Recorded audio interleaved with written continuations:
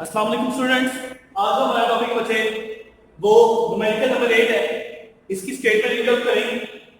To bodies weight W1 and W2 are placed on an inclined plane. कि हमारे पास दो bodies हैं जिसका वेट W1 और W2 है और वो कहां पे पड़ी हुई है? इंक्लाइंड प्लेन के ऊपर पड़ी हुई है and are connected by a light string. और दोनों बॉडीज को हमने किसके साथ कनेक्ट किया हुआ है?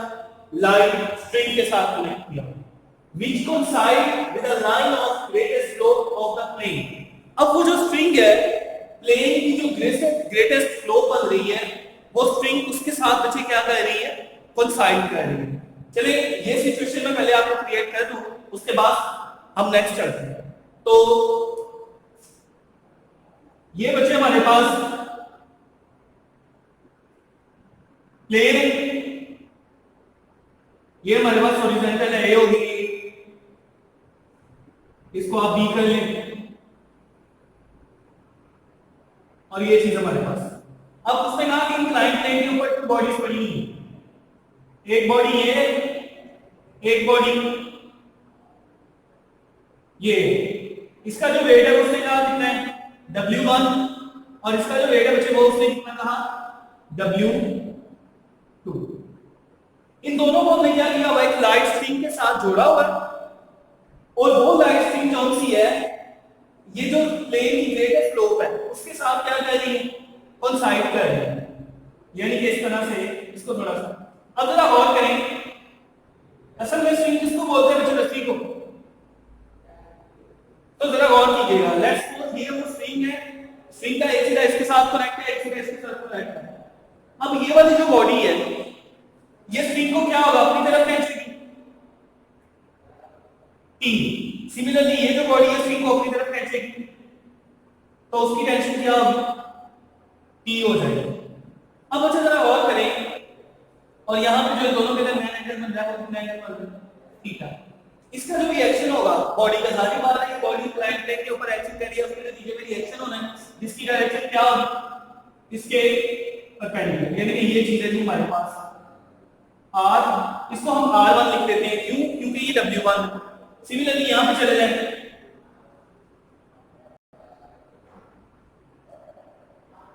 तो ये चीज बचे हमारे पास क्या हो जाएगी? R2 हो जाएगी। अब इस चीज को जरा और से समझें। उसने कहा कि ये दोनों बॉडीज लाइट स्ट्रिंग है। लाइट स्ट्रिंग से मुराद के जो स्ट्रिंग है उसका वेट क्या है? बहुत ही कम है, जीरो है, निग्लिजिबल है। तो जब ये निग्लिजिबल है तो जाहिर बात है दोनों की बॉडीज है, दोनों की दोनों ही किस डायरेक्शन में मूव करेंगी? डाउनवर्ड डायरेक्शन में मूव करेंगी।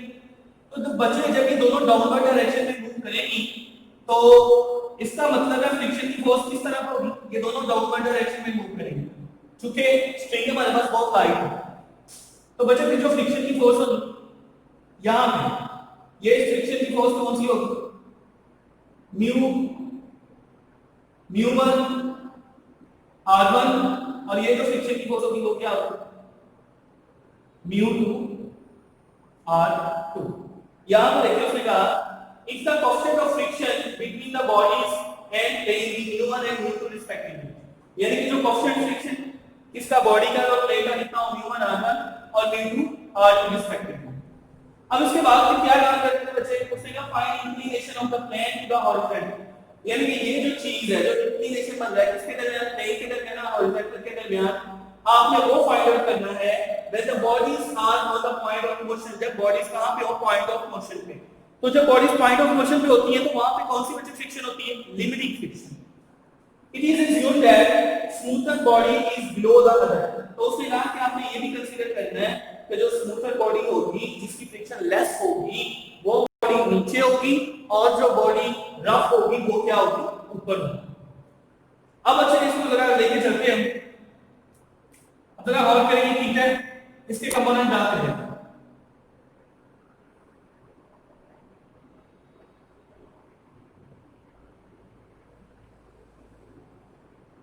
यहां पे भी एंगल क्या बन रहा है? थीटा।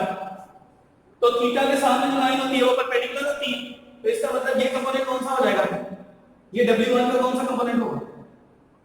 ये W1 का कंपोनेंट हो जाएगा W1 sin ऑफ थीटा और ये W1 का कंपोनेंट कौन सा हो जाएगा? W1 cos of theta. Similarly यहां पे चले जाए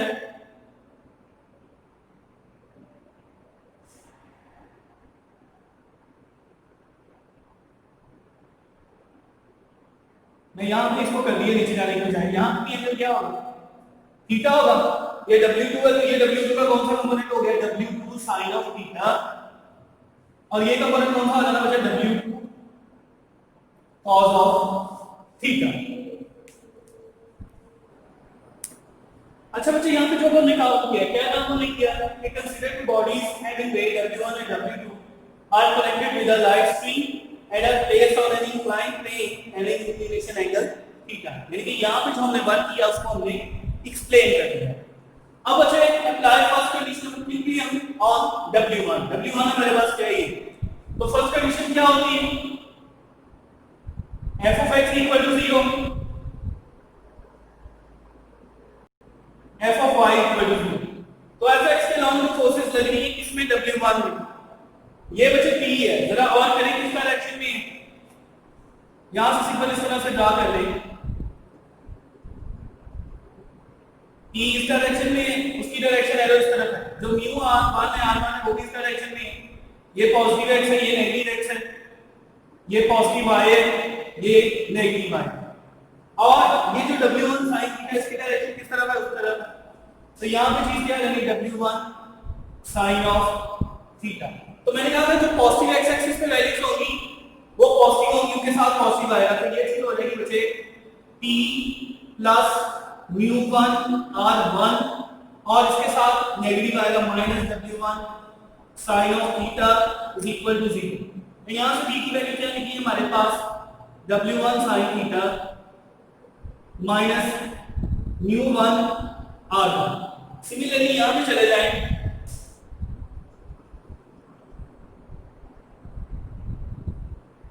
positive x negative x positive p positive y negative y। तो बच्चे ये देखें ये जो r1 है ये भी पॉजिटिव y की डायरेक्शन में इस तरफ, और ये जो हमारे पास W1 cos थीटा ये किस डायरेक्शन में, नेगेटिव डायरेक्शन में है।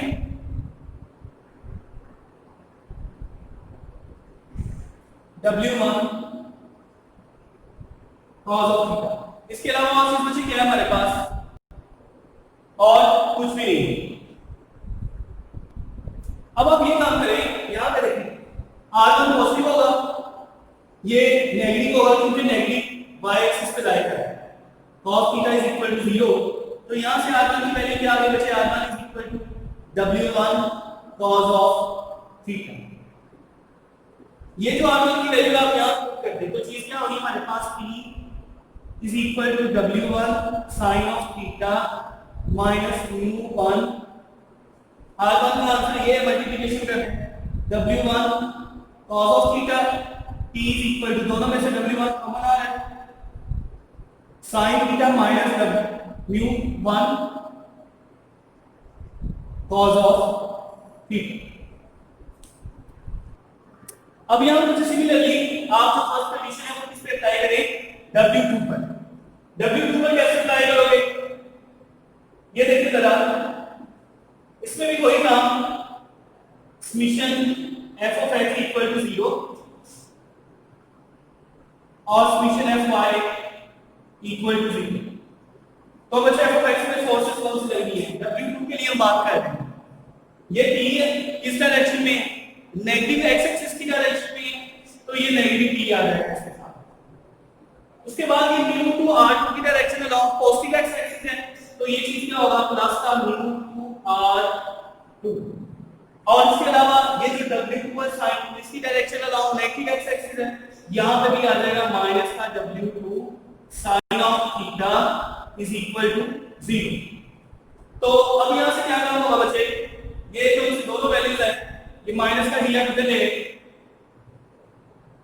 μ2 r2 minus W2 sin theta is equal to t। हमारे पास ये आंसर निकला है। अब y की तरफ चले, y में हमारे पास ये पॉजिटिव y की तरफ और ये नेगेटिव y की तरफ, तो ये चीज हो जाएगी बच्चे r2 minus W2 cos of theta is equal to 0। यहां से r2 की वैल्यू निकालें, W2 cos ऑफ थीटा, और ये जो r2 की वैल्यू आपने निकाली है बच्चे ये यहाँ पे पुट कर दें तो t हमारे पास क्या हो जाएगा, t is equal to mu two r2 की value w2 cos theta minus w2 sin of theta, t is equal to w2 दोनों में से कॉमन आ रहा है, रिमेनिंग चीज क्या बच गई, mu two cos theta minus sin of theta. इसको बच्चे आप इक्वेशन 1 का नाम देते हैं, इसको आप इक्वेशन 2 का नाम देते हैं। अब बच्चे जरा और करें, दोनों इक्वेशंस को कंपेयर कर लें। कंपेयर इक्वेशन 1 एंड 2, ये भी t के इक्वल है, ये भी t के इक्वल है, तो इसका मतलब है ये और ये चीज आपस में इक्वल है। इसको लिखेंगे w2 mu 2 cos of theta minus sin theta is equal to ये वाली चीज w1 sin of theta minus mu 1 cos of theta. Multiplication करते बच्चे यहाँ पे, तो ये चीज क्या हो जाएगी, w2 mu 2 cos of theta minus w2 sin of theta is equal to w1 sin theta minus w1 mu 1 cos of theta.